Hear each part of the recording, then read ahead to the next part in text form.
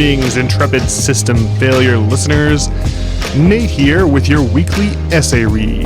This one entitled Economic Mythology and subtitled On the Sales of Indulgences and Treasury Bonds. This essay is part of a series comparing the twilights of 1. Rome's slave-based economic system, and 2. The Middle Ages feudal system, to 3. Today's capitalist economic system. In addition to the broad life cycles of these economic systems, we'll note similarities between infectious diseases and changes in communication technologies common to all three eras. Finally, we'll see how belief systems rise and fall in tandem with these broad economic systems. When these systems seize up and stop functioning, people begin questioning authority. And that, in turn, leads to collapses of bedrock conceptions of reality itself. Introduction. Economic classes have been a fixture in every society throughout history. These classes relate to each other hierarchically, so that some classes are elevated above others. In this sense, elevation refers to the direction of the flow of wealth. The lower classes generally owe money to the upper classes just so they can participate in society. Through financial instruments such as rent or interest payments, the upper classes find ways to avail themselves of any wealth the lower classes might be in possession of. Since these payments cannot be justified by economic necessity, they're backed by religious belief instead. As was the case with the infamous sale of indulgences during the Middle Ages, economic mythology facilitates transfers of wealth from poor to rich. The sale of indulgences. During the Middle Ages, the European population uncritically accepted the Roman Catholic Church's every dictate as bedrock reality. And the Church couldn't resist abusing their absolute authority. The most famous example was the so-called sale of indulgences. The Catholic Church forgives sins for free, but during the late Middle Ages, it grew obscenely wealthy by selling relief from lengthy sentences in purgatory. This corrupt practice was the main complaint of Martin Luther, who touched off the Protestant Reformation by nailing his criticisms to the door of his local church in 1517. The church derived the authority to define reality from the popular belief that it was an exclusive communication with God. But it couldn't resist the temptation to mold that popular belief into a shape that was highly lucrative for the church. This historical episode reveals a timeless economic connection between authority and reality.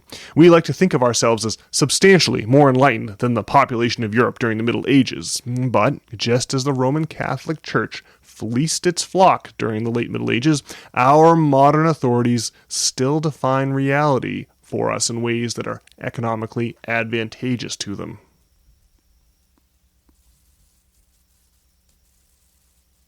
Fractional reserve banking. It's commonly believed that when we take out a mortgage at our local bank branch, we're borrowing the money of some thrifty depositor. This load-bearing belief supports the modern banking system and therefore modern society as a whole. And it's not true. When they make loans, banks create money out of thin air. They populate a spreadsheet with a few keystrokes and then charge us interest on the result.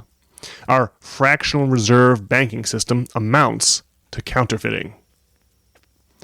Notice that your debit card can always be approved for the full balance in your checking account, even though your bank purports to loan out your money behind the scenes. If they actually were lending out your money, the bank would also draw down your account balance to reflect the missing funds. Instead, the alchemy of fractional reserve banking means that your money can be in two places at once. Depositors retain full access to their money even after their bank makes some or all of it simultaneously available to loan customers. Banks can get away with this double counting forever so long as their depositors don't attempt to withdraw all their money at once in a classic bank run. When loan customers spend borrowed money, it typically ends up deposited in another bank account. Those fresh deposits then become an occasion for banks to issue even more loans, which are also deposited somewhere so the process can repeat again.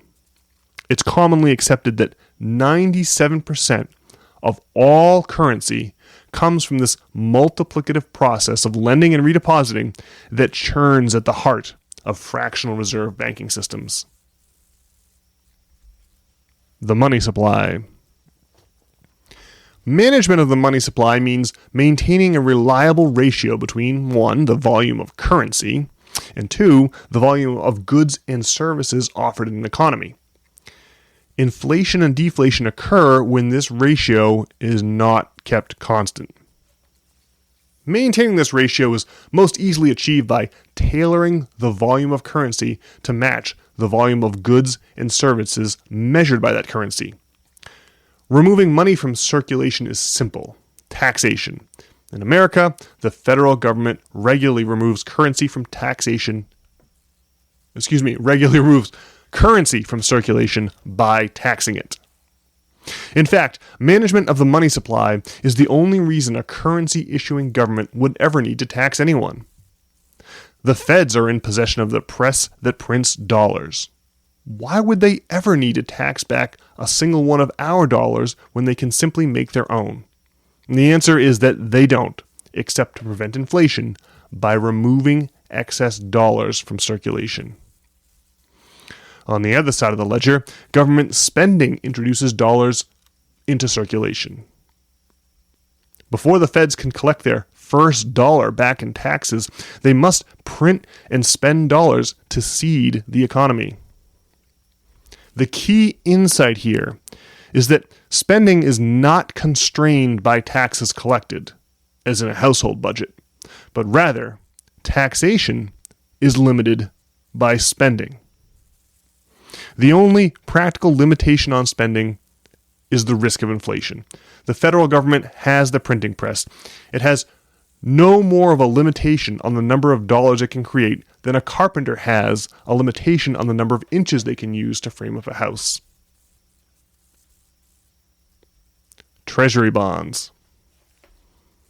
The simple observation that the government must distribute money before it can collect any back in taxes is a powerful one. It exposes the false belief that the national debt is something that can or should be paid off. In the 1990s, the Clinton administration ran a budget surplus. That means they removed more dollars from the economy than they introduced. Between 1998 and 2001, $500 billion vanished from the U.S. economy in exactly that way. It's no coincidence that the dot-com bubble burst shortly thereafter and a deep recession ensued. When you stop thinking of the federal budget as a household budget, it's easy to see why. In order for a single dollar to be left over for private sector use, there must be a difference between $1 created through spending and $2 destroyed through taxation.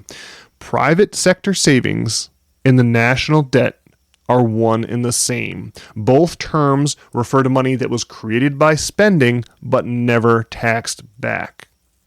The national debt reflects our national wealth like a mirror. We want it to be as high as possible. However, certain economic factions within American society would have us believe that the national debt poses a serious threat. They point out that interest on the national debt will be greater than defense spending in 2024. And they're correct. During World War II, the U.S. government marketed Liberty bonds to the general public. It did not issue these bonds because it needed cash. The government was already printing money hand over fist to finance the war effort. It issued the bonds to dampen the inflationary effect of all of that wartime spending by temporarily removing excess dollars from circulation. Essentially, the buyers of Liberty bonds agreed not to spend their savings for a few years in exchange for a little extra money. We allow the most affluent among us to take a similar deal in lieu of taxation today.